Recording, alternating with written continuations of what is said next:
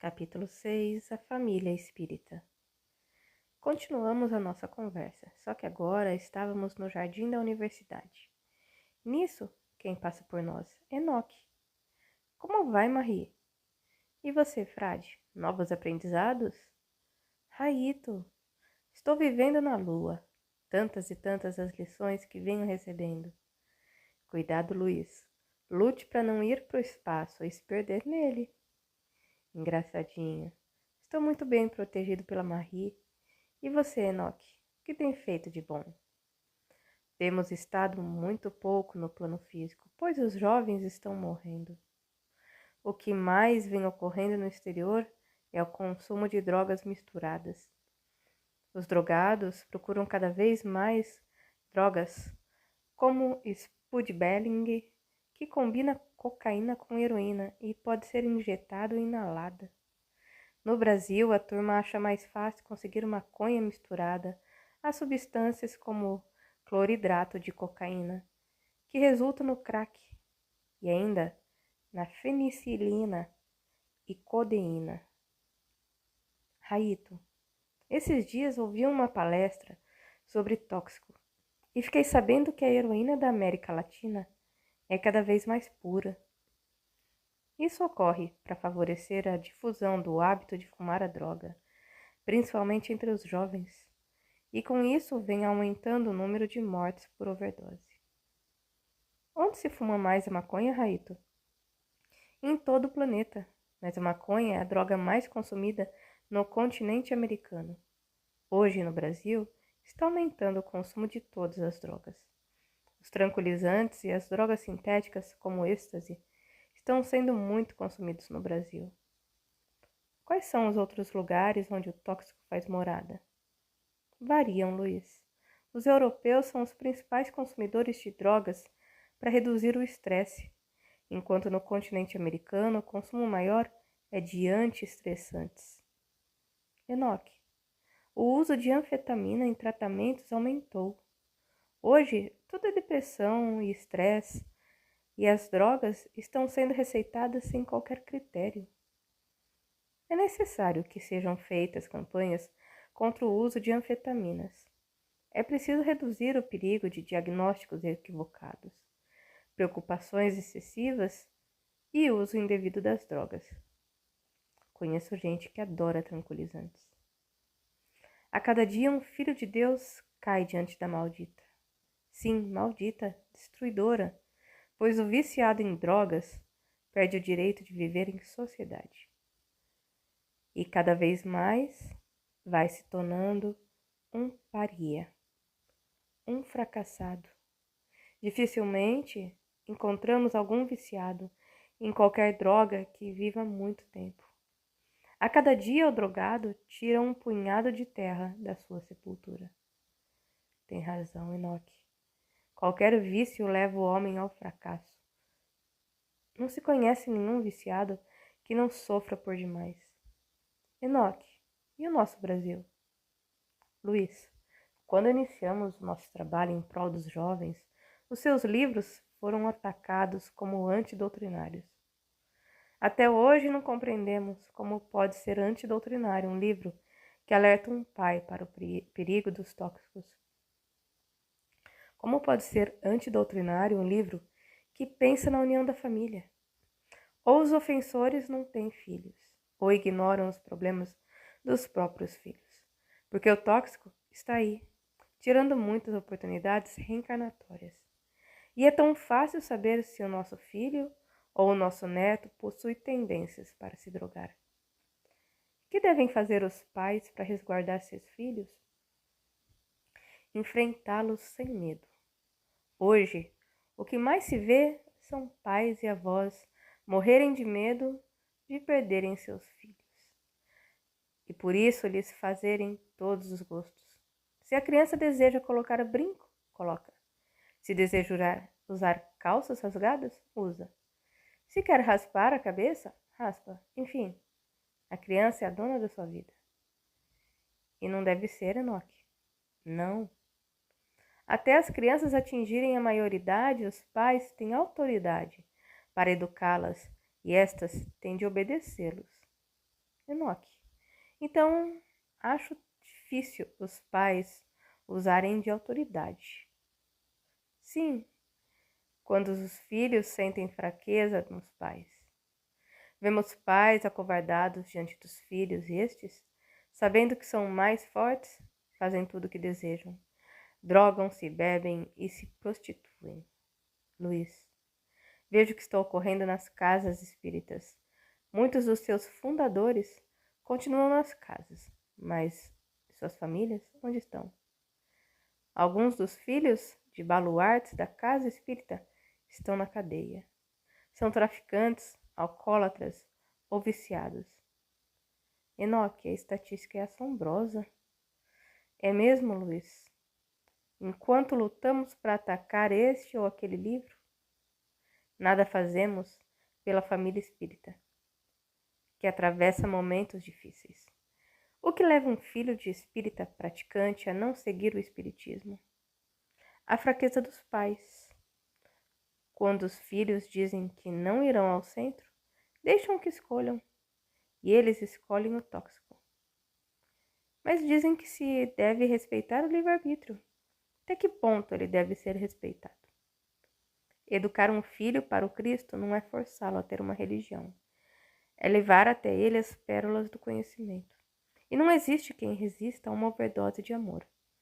Agora, se os pais jogarem palavras ao vento, palavras estas sem conteúdo, dificilmente seus filhos entenderão a beleza da doutrina.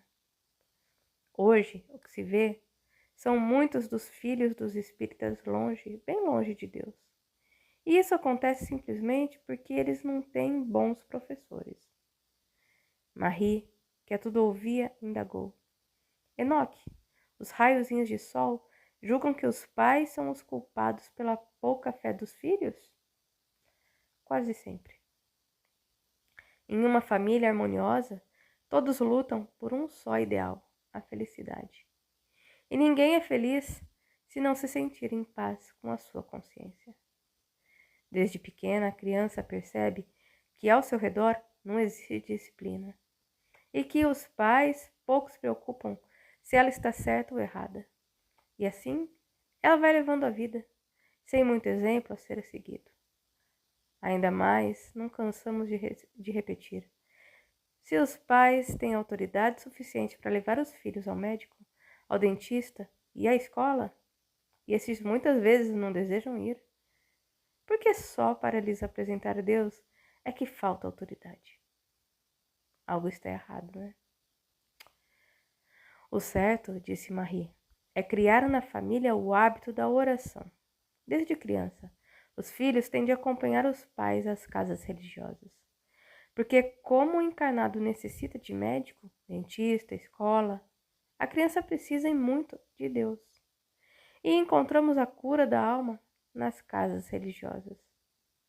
Aito, percebemos que pais, avós e tios têm medo de contrariar a criança, como se isso ela viesse a deixar de amá-los. Tem razão, Luiz. Hoje o que mais se vê são crianças mal educadas e os pais achando tudo normal.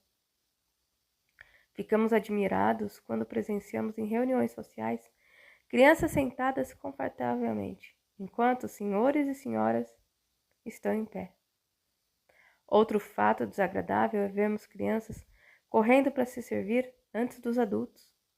E os pais achando certo. Quando os filhos quebram e mexem nos adornos das casas visitadas, os pais ainda acham graça. E aquelas outras crianças e jovens que correm em busca dos petiscos, esquecendo que a boa educação não nos permite transbordar os pratos e os copos. Devemos ter cuidado em não encher os pratos. Isso denota desequilíbrio. A comida não tem pernas, ela pode esperar por nós. Tem gente que corre para se servir primeiro, e quando ainda tem alguém para se servir, ele passa na frente, já repetindo o segundo, o terceiro ou o quarto prato. Mas isso não só acontece com crianças e jovens. Já vimos adultos servindo a Deus e ao diabo. Luiz, pode nos explicar o que é servir a Deus e ao diabo? Desculpe, Marie. Isso é meu modo de brincar. Raito completou. Servir a Deus é comer para viver, e servir ao diabo é esquecer que todos têm o direito de se alimentar, e nós, muitas vezes, estamos comendo por gula. Estávamos falando da educação religiosa e já estamos tratando da educação em geral, observei. A criatura, quando está com o Cristo, adquire a educação geral. Isso é, nunca ultrapassa a linha divisória entre ela e outras criaturas. A cada um basta a sua própria consciência. Como pode um ser se dizer cristão se não tem comportamento cristão? A educação básica dos filhos tem de partir de pais educados. Os evangelizadores infanto-juvenis sempre dizem: se os pais não forem evangelizados, dificilmente seus filhos terão condição de assimilar a doutrina do Cristo. O bom da doutrina é que ela educa o ser, fazendo dele um filho de Deus, acrescentou Marie.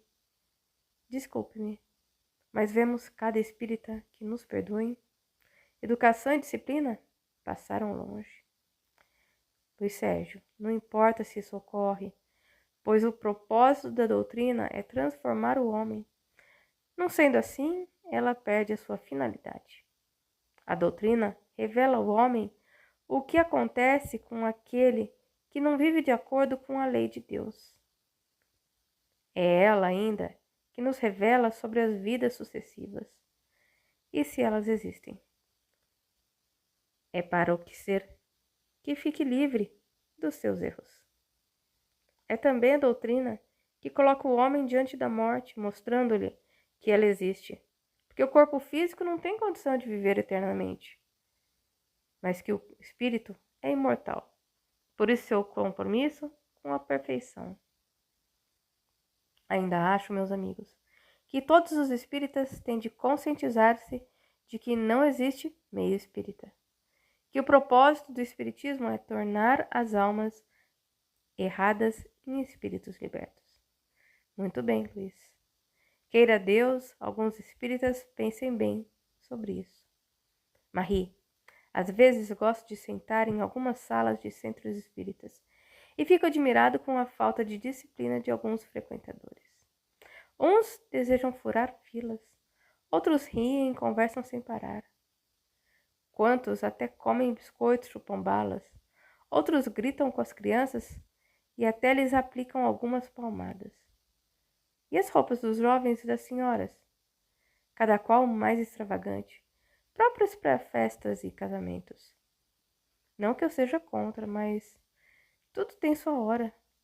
Muitos também julgam que o passe vai resolver todos os seus problemas.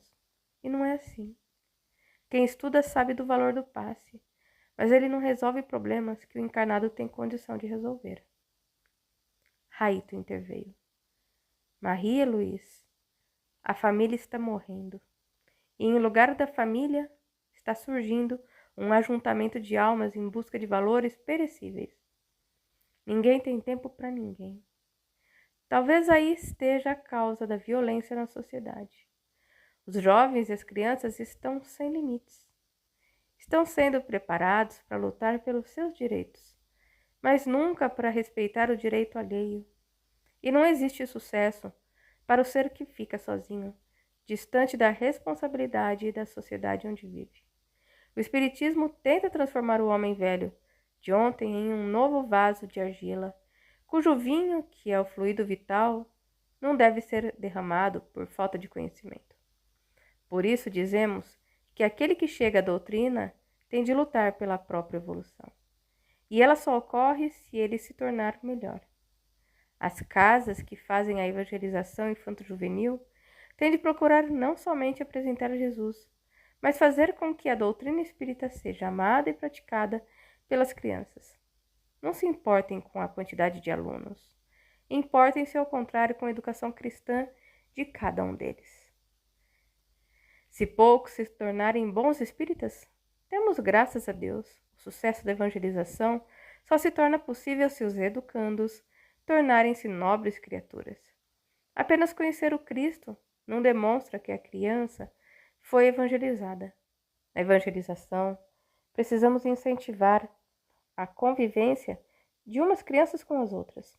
Essa convivência é que vai lhes facilitar a elaboração do conhecimento.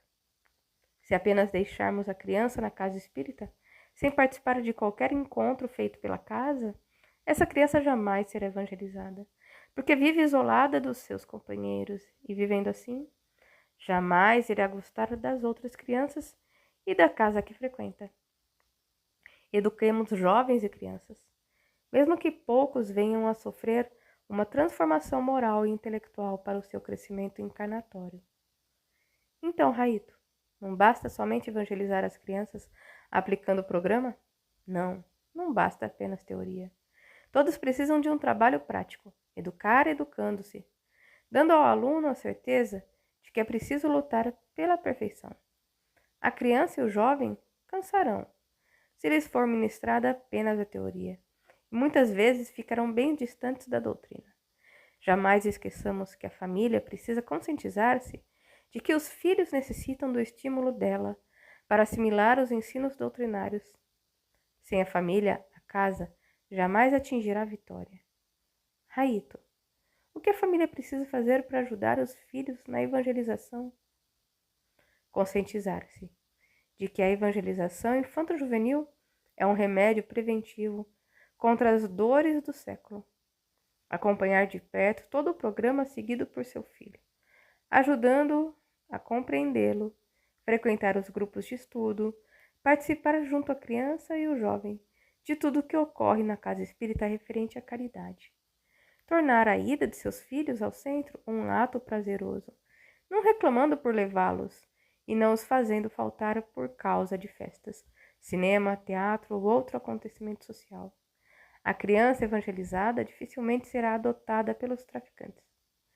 Voltamos a repetir: evangelizá-los é transformá-los em verdadeiros cristãos. Só o conhecimento do Evangelho e da doutrina não irá livrá-los da tentação. Complicado, Raito. Não, Sérgio.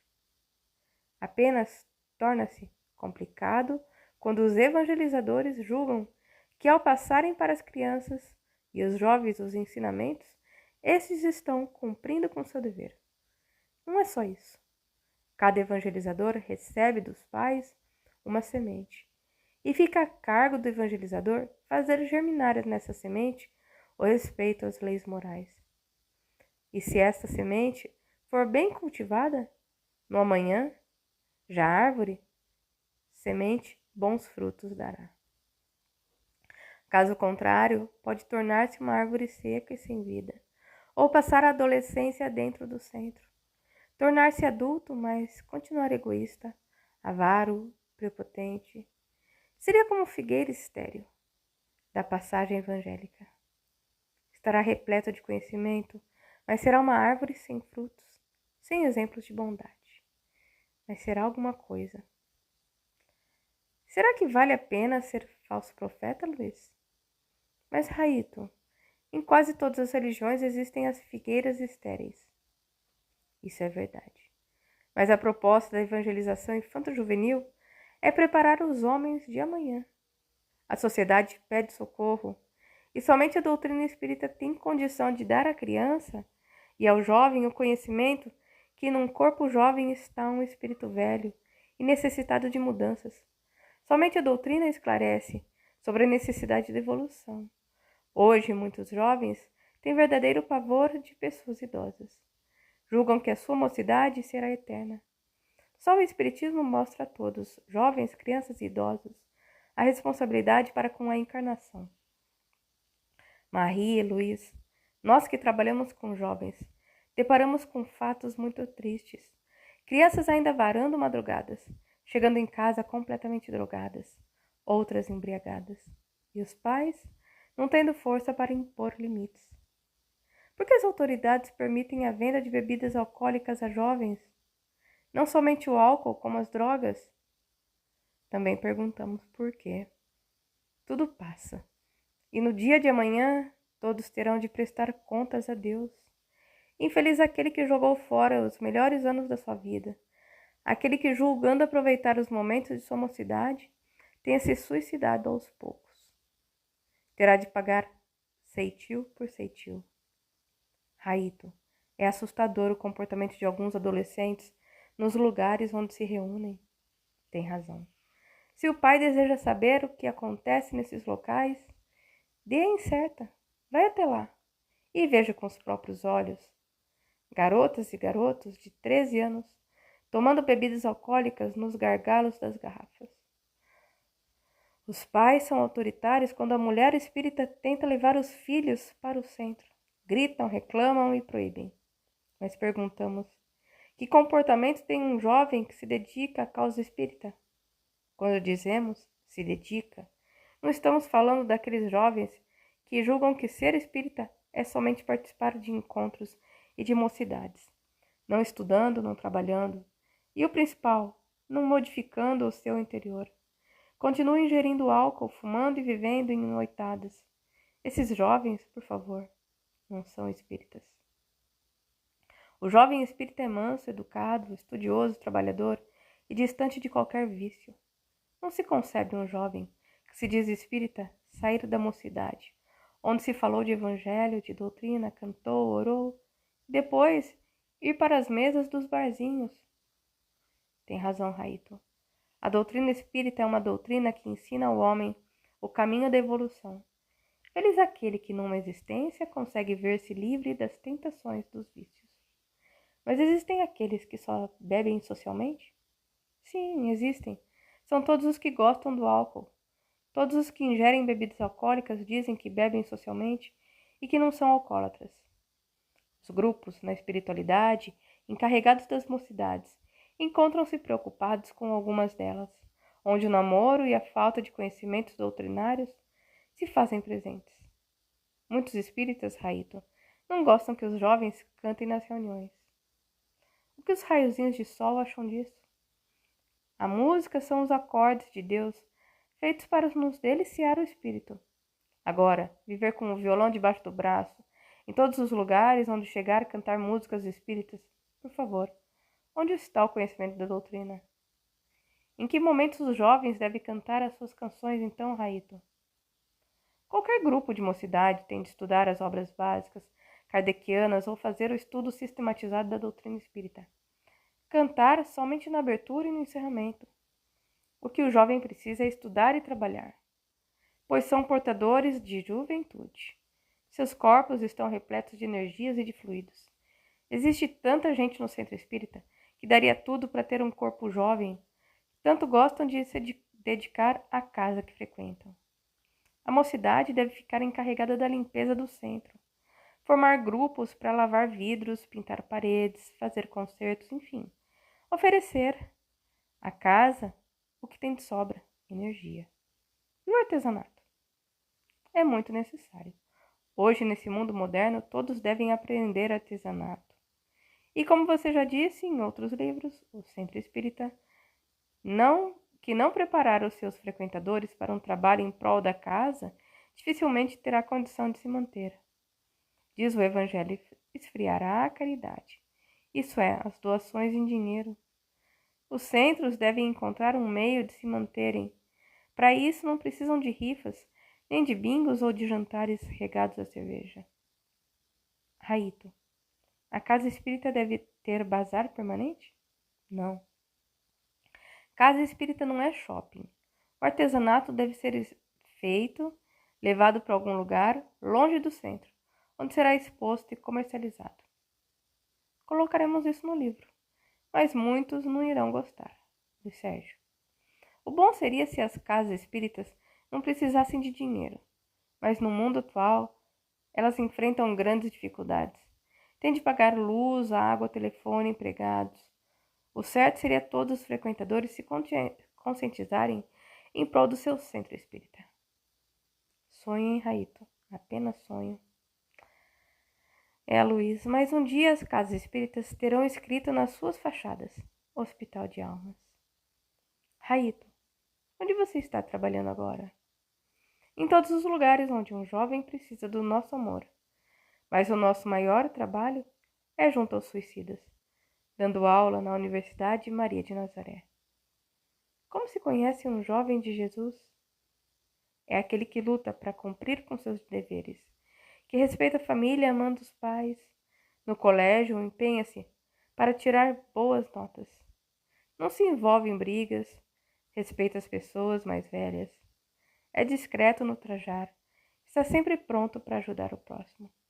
Não é dependente de qualquer vício. É educado em casa e na rua. Não vive em turma, não diz palavrão. Não fala mal do próximo, não menospreza companheiros. Não mente, não vive com brincadeiras desagradáveis. Não grita com os pais, tem respeito pelos empregados.